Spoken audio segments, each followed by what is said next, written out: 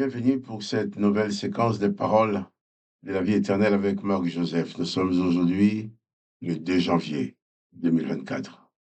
Eh oui, fini 2023, 2 janvier 2024. Mais c'est encore un jour de grâce. Un jour de grâce et de victoire que nous avons à vivre avec Jésus-Christ. Car Jésus-Christ a dit, je suis avec toi tous les jours jusqu'à la fin du monde. Donc, 2 janvier 2024, le monde est encore là. Jésus est donc avec toi. Il faut que tu en prennes conscience, en sorte de bannir la panique, de bannir la peur, d'affronter la peur et de la vaincre, d'affronter la panique et de la vaincre, et de détruire toute forme de déprime dans ta vie. Parce que si Jésus-Christ est avec toi, la victoire est de ton côté. Jésus-Christ est avec toi, même s'il y a des combats, eh bien, il te donne la victoire. Que le nom de Jésus-Christ soit béni. Jésus-Christ veut que tu sois heureux. Même s'il y a des difficultés, il t'accompagne, il te donne sa paix, il te donne sa grâce. Et quand il est avec toi, même s'il y a la tempête, ben, il maîtrise la tempête. Et Jésus dit, toi personnellement, ne crains point, je suis avec toi tous les jours, jusqu'à la fin du monde. Jésus nous a dit aussi que nous pouvons prier en son nom. Et toute prière adressée en son nom, Jésus a dit qu'il accomplira ses demandes pour que le nom du Père soit glorifié. Alors avant de lire l'évangile avec toi, je vais tout simplement prier avec toi. Je crois à la puissance, au pouvoir de la prière, de la foi en Jésus-Christ, qui nous dit, eh bien, demandez. Père, j'ai béni ton nom. Je te remercie pour nous avoir donné Jésus-Christ comme Maître et Sauveur. Jésus-Christ qui nous révèle ton existence. Jésus-Christ qui vient nous dire que tu nous aimes, qui vient pour nous arracher de toutes les condamnations qui pesaient sur nos têtes. Alors merci pour Jésus. Merci aussi pour cette nouvelle année que nous plaçons devant toi. Et je viens te prier que cette année 2024 soit réellement une année de grâce et de bénédiction pour chacun de mes frères et sœurs qui écoutent, qui regardent cette vidéo et qui sont en communion avec moi dans cette prière. Peut-être on perçoit déjà, on imagine déjà des difficultés, des problèmes que nous allons rencontrer. Mais toi, Jésus, tu les connais. Tu nous dévances. Avant même que nous découvrons le problème, tu prépares déjà pour nous les moyens de nous en sortir. Alors je te dis merci.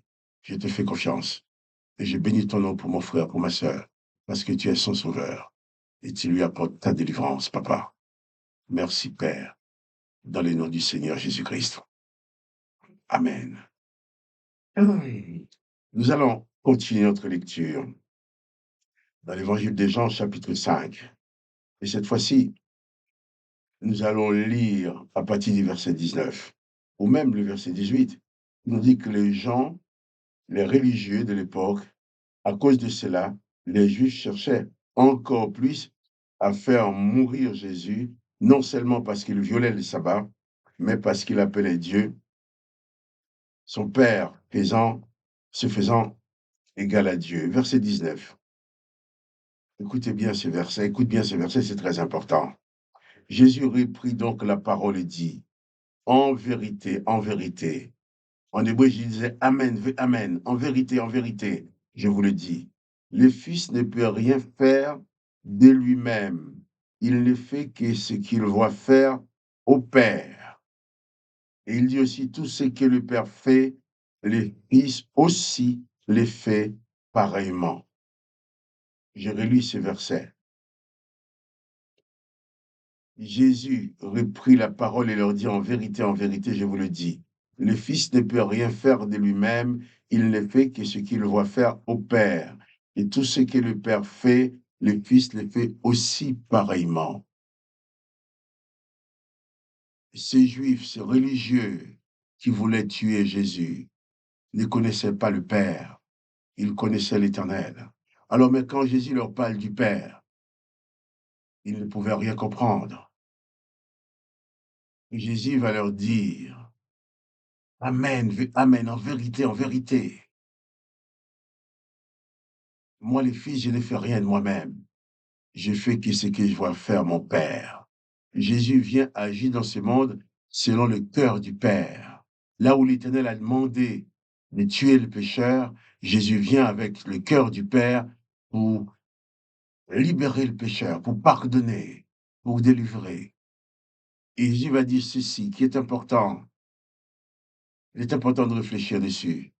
Jésus dit, tout ce que le Père fait, le Fils le fait aussi pareillement.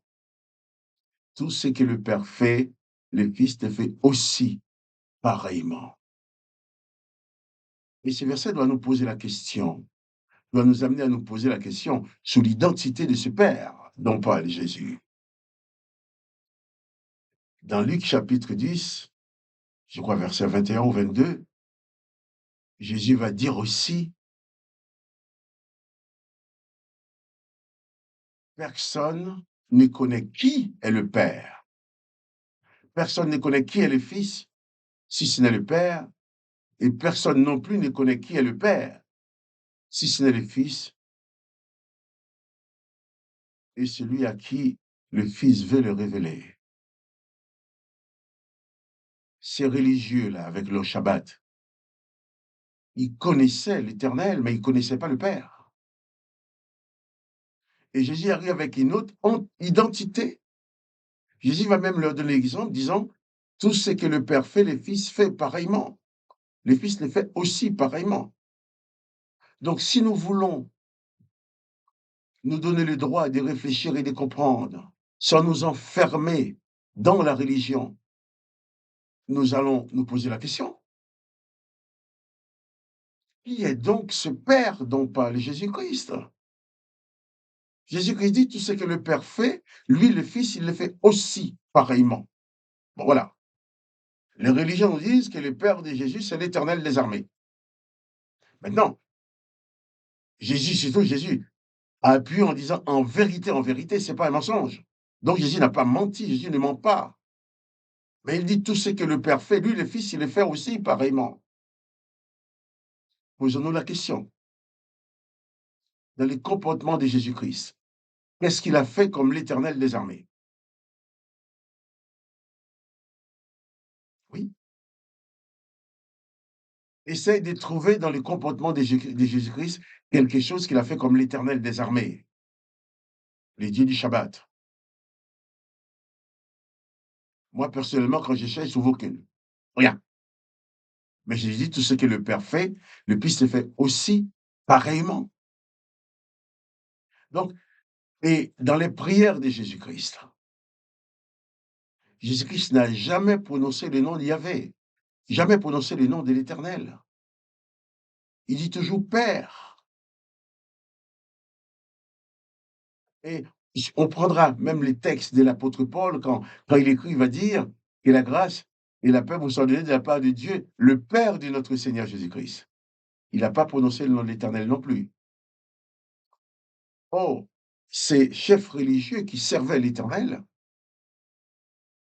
ils avaient leur raison de demander la mort de Jésus. Parce que Jésus, ils avaient l'impression que Jésus était venu leur parler de notre Dieu.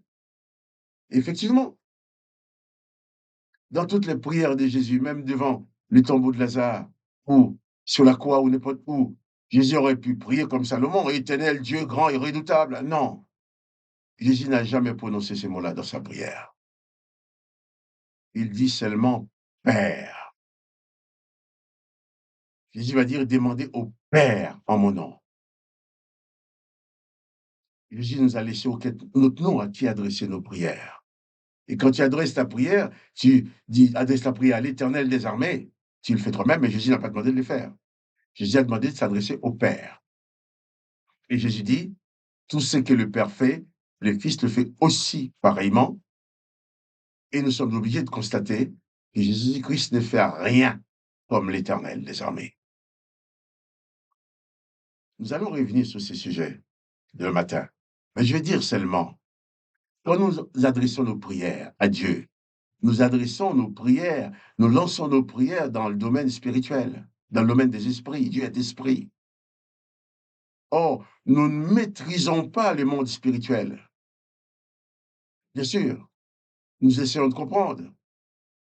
Mais malheureusement, au lieu d'essayer de comprendre, nous nous attachons plus à tout ce qu'on nous a dit. Les traditions, ça a toujours été comme ça, quoique ce sera autrement. Mais accorde-toi le droit de réfléchir sur cette parole de Jésus. Tout ce que le Père fait, le Fils le fait aussi pareillement. Et faites la comparaison. Trouve ce que Jésus a fait. Fais la comparaison. Trouve ce que Jésus a fait comme l'Éternel des armées. Sinon, dans les doutes, j'avais dit dans les doutes, oui, mais pas de doute. Je dirais plutôt la certitude que nos prières soient conformes aux prières de Jésus. Jésus n'a jamais invoqué l'Éternel, il a invoqué le Père. Mais toi aussi, quand tu pries, invoque le Père dans le nom de Jésus. Jésus n'a pas demandé d'adresser des prières à l'Éternel des armées en son nom. Si tu adresses ta prière à l'Éternel des armées, tu n'as pas besoin de dire au nom de Jésus. Parce que Jésus a dit ce que vous demandez au Père en mon nom. Nous allons revenir là-dessus. Ça peut choquer certaines personnes. Mais la vérité, c'est que les textes sont là. Jésus dit en vérité. Il appuie pour dire que ce n'est pas faux ce qu'il dit. Tout ce que le Père fait, le Fils le fait aussi pareillement, dit Jésus. Cherche dans l'Évangile pour voir si tu vas trouver un endroit où Jésus a fait quelque chose comme l'Éternel des armées. Cherche. Donc, moi, je ne maîtrise pas ce qui se passe dans le monde de l'esprit, mais Jésus-Christ en a la maîtrise. Alors, je vais me contenter, je dirais même, je vais me borner à faire ce que Jésus demande, tout simplement. Je vais me borner à prier comme Jésus a prié. Souvent, il y a des chants que nous chantons dans nos cultes, dans nos églises. Quand l'Esprit de Dieu agit en moi, je chante comme David. Mais si tu chantes comme David, tu ne chantes pas comme Jésus. Parce que les chansons de David sont des psaumes qui demandent la bénédiction pour les amis, la famille, et la malédiction pour l'ennemi. Demain matin, nous allons revenir sur ces mêmes versets.